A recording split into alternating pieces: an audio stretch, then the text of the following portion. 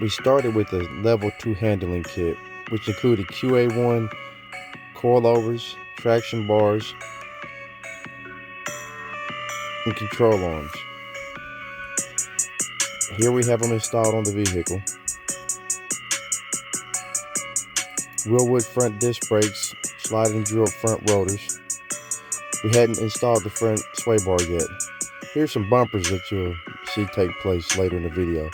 Here's a couple color samples that the customer requested. There's a spray out of the color. This was shown to the customer and he decided if he liked it. A new vinyl top was added to this car. It was then stripped to the metal. We found some previous body work done to the car. Repaired that, got it straight.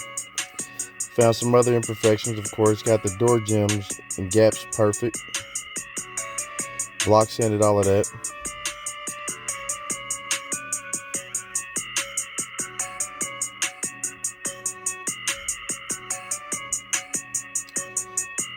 Just showing the different body lines and trim that was taken off of the vehicle to do proper paint job.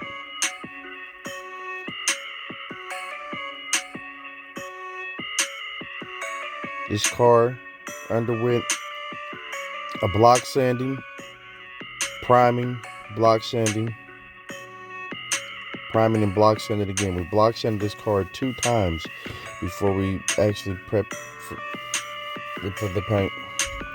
That's a guide coat that was put on top of the primer so we know our high, low, and any imperfections that were on the vehicle.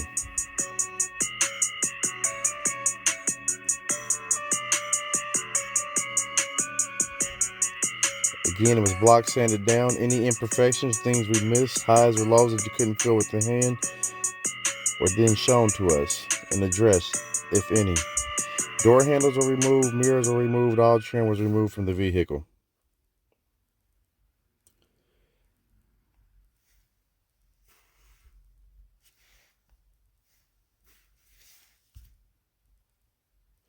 Here, the stance was checked on the vehicle.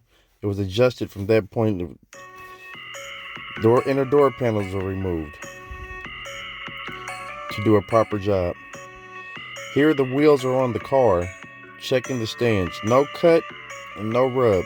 This vehicle wasn't cut for these wheels to fit.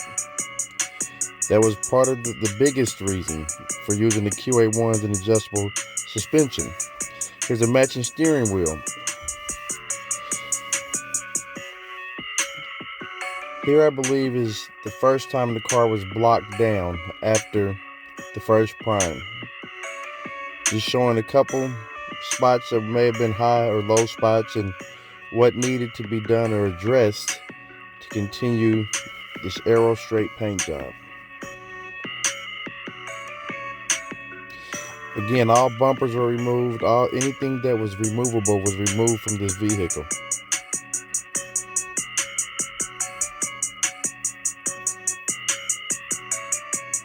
This was a very clean, nice, straight car with no rust on it. There was some surface rust, of course, but it was a very good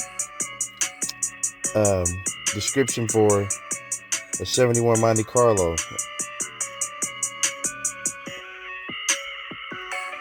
This was a good start on this vehicle. There was not any metal or fab work, saving the customer on the actual paint job and the work that needed to be done.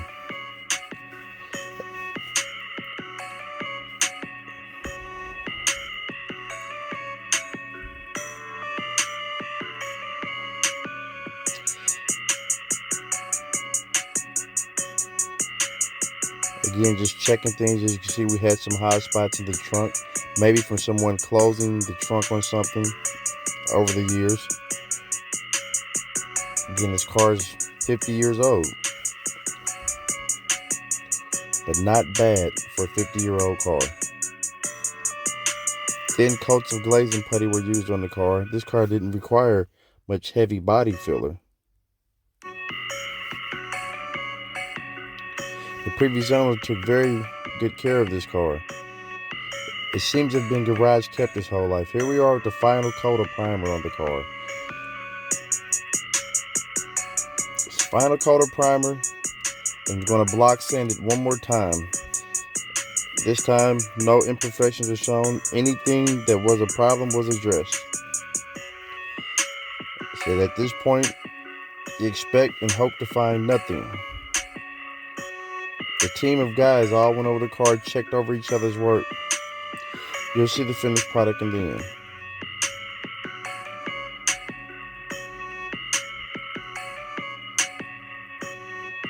Wheels were covered and protected. It had the factory, I call them Chevy slots on there. Rally wheels, what they're called.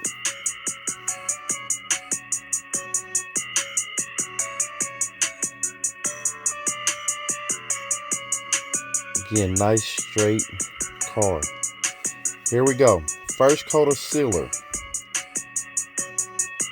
Primer sealer was applied to the car. Other coats of primer were primer servicer. This here is a primer sealer. There is a difference. We can get into that at some point. But a primer sealer was put on the car. This primer here doesn't require sanding, and you put this on as a ground coat before the base coat. Usually 1 to 2 coats are applied. With the proper prep work, you can get away with 1 coat, which was done here. Here we go. First coat of base. The color took some changes and showed its face in a way we didn't know. This color is a burgundy or a maroon color. First coat, it kind of looks brown, which everyone liked. There was no complaints. First coat of base, car straight. The hood and trunk were removed in order to get the insides of the fenders for the paint job and to get a nice paint job on the hood itself.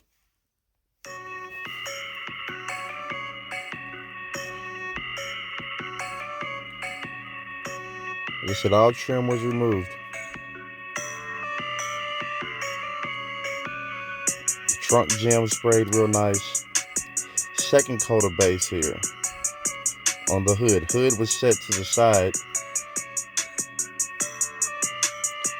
in order to reach it and get a nice even paint job on it. Mirrors was removed. This way you don't have to worry about dragging your shirt or your clothing into the paint job. This works exceptionally well for guys that have height challenges. Headlight trim was removed. We want an adequate paint job when we do it here.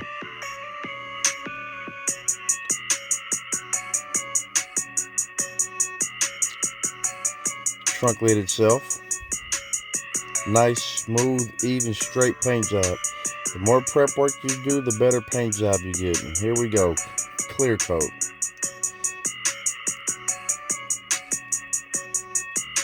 Not sure if this is a second or third coat of clear, but if you see, the car already displays a mirror finish. Though the car was this straight, slick, clear, and smooth, it was still wet sanded and buffed. Some like to call it cut and buffed.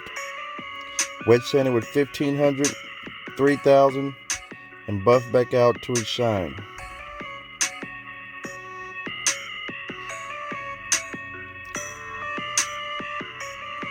As you can see, that color's really took shape. Has a little bit of flop to it.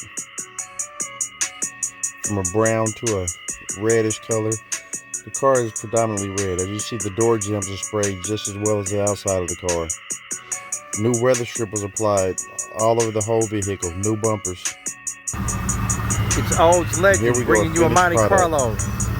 Not an Old, but it's a GM. You get the picture. Wet sand and fresh buff. paint, new paint, full build on this car, you see a new top. Interior of the car, original clean car, bucket seats, horseshoe shifter, tilt wheel, a lot of options. Horseshoe shifter. QA1s all the way around. Wilwood, 4-wheel disc brakes, Ohio generator. You hear them electric fans, that's my favorite. I like putting them electric fans on their aluminum radiators, 3-row. My youngsters ain't gonna like this. My youngster gonna pull up in a minute. He gonna call me as soon as he see this video. He next though. Here it is on the 26-inch Forgiatos.